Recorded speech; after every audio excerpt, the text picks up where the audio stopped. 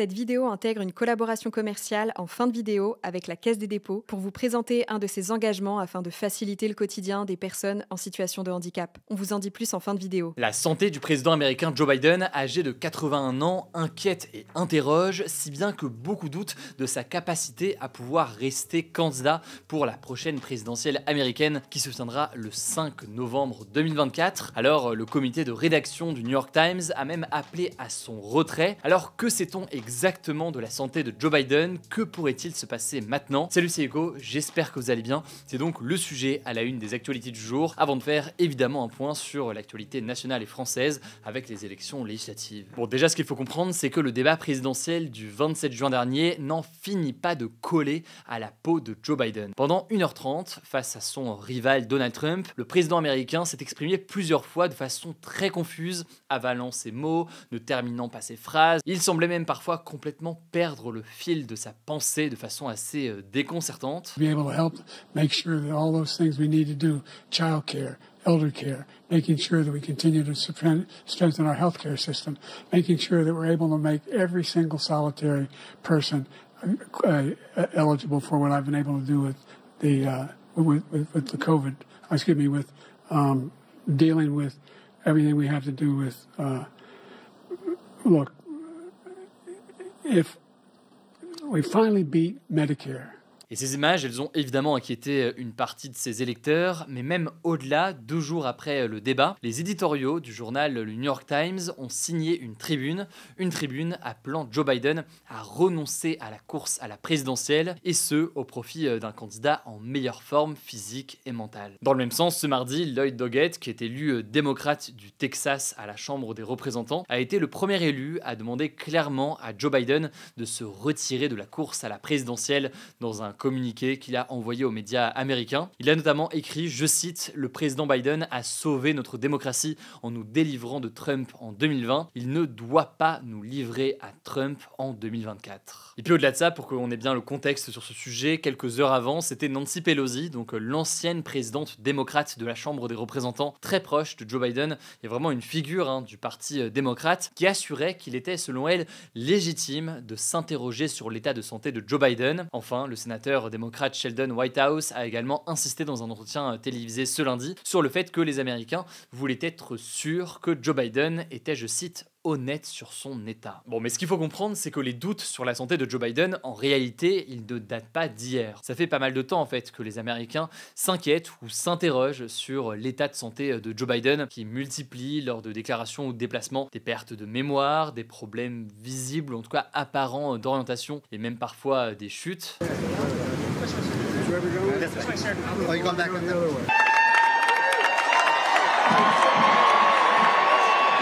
Et certes, il faut toujours être vigilant sur ces images qui circulent sur les réseaux sociaux parce que parfois ça peut être des images tronquées, déformées ou qui ne montrent pas un élément total. Ça arrivait encore d'ailleurs il y a quelques jours, mais ce que l'on voit aussi, c'est que au-delà de ces éventuels montages ou éléments caricaturaux, il y a beaucoup d'autres éléments d'inquiétude ou d'interrogation en tout cas, qui sont en l'occurrence assez concrets. Bon, et parmi les exemples que vous aviez peut-être vus en février dernier devant les caméras, Joe Biden avait confondu Emmanuel Macron et l'ancien président français François Mitterrand. Down and I said, America's back. And Mitterrand from France looked at me. Il avait par ailleurs confondu le président égyptien Abdel Fattah al-Sisi avec le président mexicain. President of Mexico, Sisi. Enfin, on peut noter que la conclusion d'une enquête qui portait sur des documents confidentiels qui étaient conservés illégalement par Joe Biden chez lui après avoir quitté son poste de vice-président en 2017, eh bien cette enquête là-dessus était venue également mettre en quelque sorte des interrogations. En effet, le procureur qui est en charge de l'enquête sur ce sujet-là, qui s'appelle Robert Hur, avait décidé de ne pas mettre Joe Biden en examen, car selon lui, un jury pouvait accorder le bénéfice du doute, je cite, à un homme âgé, sympathique, bien intentionné et, je le cite encore, avec une mauvaise mémoire. Ce qui est sûr, c'est que ces récentes déclarations, elles amplifient la pression autour du président et de son équipe alors que la campagne présidentielle a déjà débuté et que l'élection se tient le 5 novembre. De son côté, son camp tente d'apaiser les inquiétudes depuis plusieurs jours. À en croire l'équipe de Joe Biden, tout va bien. La porte-parole de la Maison-Blanche, Karine Jean-Pierre, a indiqué ce mardi que le président américain savait, je cite, comment rebondir et qu'un test cognitif, donc pour évaluer ses capacités capacité mentale n'était pas nécessaire. En février, par ailleurs, son médecin avait déclaré qu'il était apte à remplir ses fonctions. Elle a également assuré que le gouvernement américain ne cachait, je cite, absolument pas d'informations sur la forme du président. Autrement dit donc, son équipe aujourd'hui se veut rassurante. Joe Biden d'ailleurs est revenu de son côté sur ce fameux débat, estimant, je cite, que ce n'était pas très malin d'avoir voyagé à travers le monde plusieurs fois peu de temps avant ce débat, puisqu'il était notamment en France et en Italie au mois de juin. Il a admis par ailleurs qu'il n'était pas dans le débat ce jour-là, il a même déclaré qu'il s'était presque, je cite, endormi sur scène. Cela dit, il a aussi ajouté, je cite, que ce n'était pas une excuse, mais une explication. Alors, est-ce que tout cela va faire taire les rumeurs, et au-delà des rumeurs, des inquiétudes, y compris au sein d'une partie de son camp? Eh bien, probablement pas. En tout cas, le président américain va accorder ce vendredi un entretien aux médias américains ABC News, et la Maison-Blanche a promis une conférence de presse en solo la semaine prochaine. 2 événements donc qui sont censés pour son équipe prouver que Joe Biden peut s'exprimer de manière fluide et sans prompteur. D'après un sondage qui a été publié ce mardi par CNN, 75% des électeurs estiment que le Parti démocrate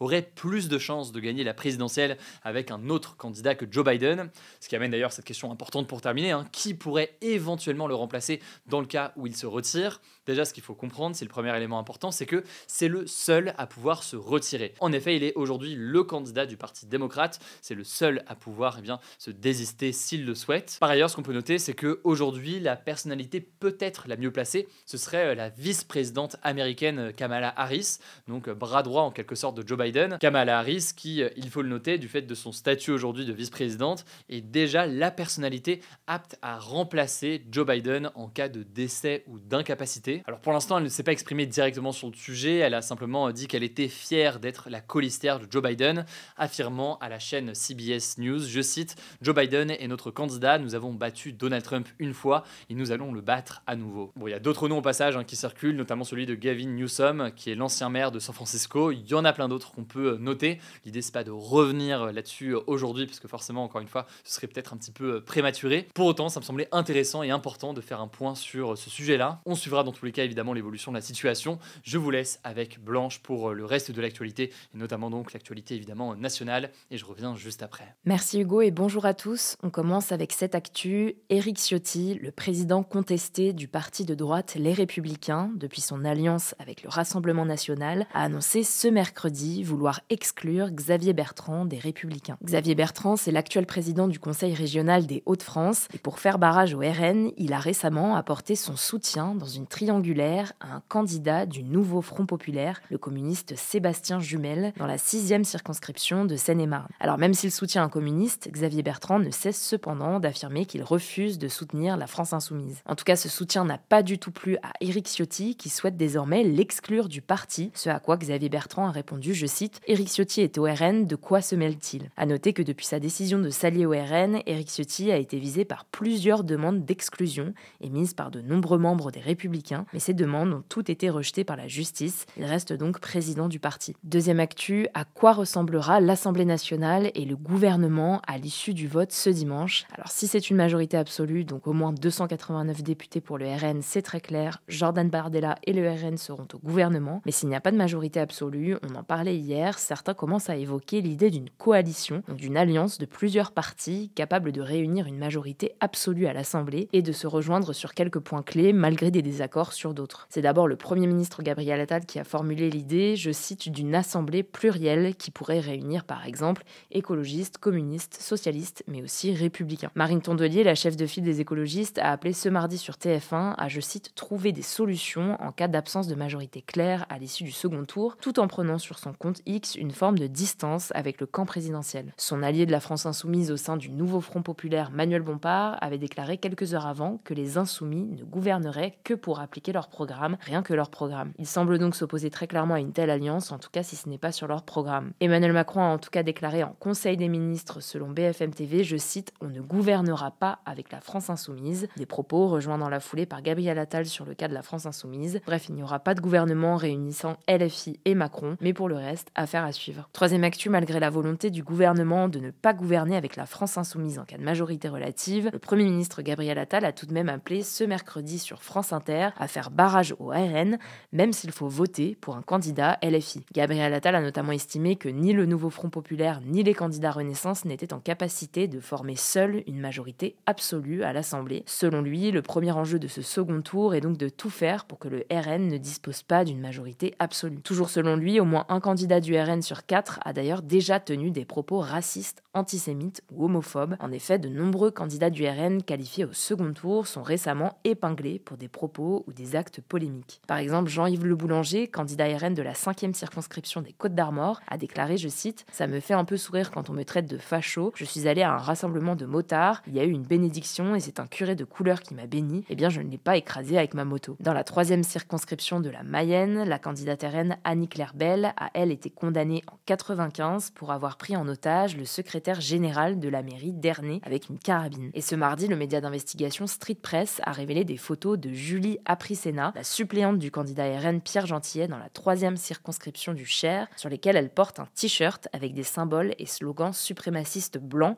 en compagnie de skinheads néo-nazis, toujours selon Street Press. 4e actu, 7 personnes sont mortes suite au passage de l'ouragan Beryl dans les Caraïbes, dont 3 au Venezuela, 3 à la Grenade et 1 à Saint-Vincent et les Grenadines. Cet ouragan s'apprête désormais à toucher la Jamaïque et les îles Caïmans. Le Premier ministre jamaïcain a d'ailleurs invité les habitants du pays à faire des réserves de nourriture, de piles, de bougies et d'eau. Ayant atteint la catégorie 5, donc la plus forte pour l'intensité des ouragans, Beryl a enregistré des vents supérieurs à 250 km/h. Alors au-delà du changement climatique qui augmente l'intensité des catastrophes naturelles, le retour du phénomène La Niña influence aussi la violence des ouragans. Selon certains scientifiques, il se pourrait d'ailleurs que l'été 2024 soit aussi dangereux que celui de 2005, l'année de l'ouragan Katrina, l'un des ouragans les plus puissants de l'histoire des États-Unis, qui avait causé la mort de plus de 1800 personnes. 5e actu, 8 membres du mouvement La Jeune Garde ont été mis en examen la semaine dernière pour violences volontaires en raison de la race, de l'ethnie, de la nation ou de la religion. La Jeune Garde, c'est un collectif antifasciste fondé en 2018 et connu pour son opposition au mouvement d'extrême droite et surtout pour ses actions parfois jugées violentes. L'organisation se positionne contre le racisme, le sexisme et les diverses formes de discrimination. Et donc 8 de ses membres sont accusés d'avoir agressé un jeune de 15 ans à Paris dans le métro le 27 mai dernier, juste après un meeting de l'eurodéputée La France Insoumise Rima Hassan. L'information a été révélée par le journal Le Canard Enchaîné qui explique dans son article que les membres du collectif l'auraient insulté,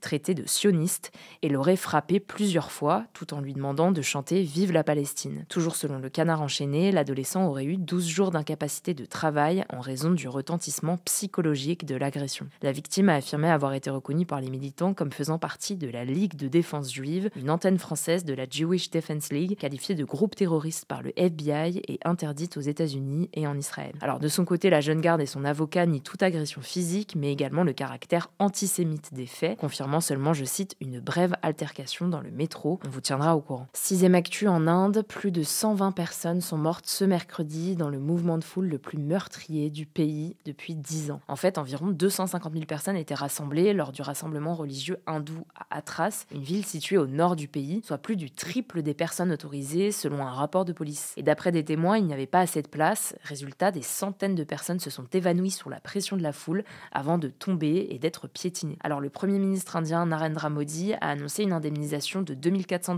pour les proches des personnes décédées et de $600 pour les blessés. Et on finit avec cette actu. Depuis ce mercredi, toutes les boissons vendues dans l'Union européenne avec un bouchon plastique doivent être équipées d'un système qui empêche le bouchon d'être totalement déclipsé de la bouteille. L'objectif, c'est de permettre de mieux recycler les bouchons et éviter qu'ils se retrouvent ensuite en pleine nature. À noter que certaines bouteilles en sont déjà équipées. Le truc, c'est que de nombreuses associations se sont plaintes de cette mesure qu'ils jugent contre-intuitive. Selon Marine Bonavita, l'experte en environnement chargée de projet au sein de l'association Zero Waste France, ça ne réduit pas le nombre de bouteilles en plastique mises au marché, qui sont les principales pollueuses. Du coup, on vous le disait au début, mais cette vidéo intègre une collaboration commerciale avec la Caisse des dépôts, qui est partenaire officiel des Jeux Olympiques et Paralympiques de Paris 2024, et qui accompagne depuis plusieurs années maintenant les personnes en situation de handicap et leurs aidants, notamment via le site Mon Parcours Handicap. En fait, Mon Parcours Handicap est piloté par la Caisse nationale de solidarité pour l'autonomie et géré par la Caisse des dépôts pour faciliter le quotidien des personnes en situation de handicap et de leurs proches. Ce site leur donne accès à toutes les informations et services pour les aider dans leur vie privée et professionnelle. Et depuis peu, la plateforme propose une nouvelle rubrique pour lutter contre les violences qu'elles pourraient subir, car les personnes en situation de handicap ont plus de risques d'être victimes de violences physiques, sexuelles et verbales. Concrètement, on retrouve des ressources pour aider à reconnaître les différentes formes de violence et des informations pratiques pour les signaler et se faire accompagner si besoin. Vous avez le lien en description. Et si vous nous suivez aussi sur Instagram, sachez qu'un concours est actuellement en ligne en story pour gagner des places pour les épreuves paralympiques. Alors n'hésitez pas à participer. Voilà donc pour les actualités aujourd'hui. aujourd'hui. N'hésitez pas à vous abonner si jamais c'est pas encore le cas. Prenez soin de vous,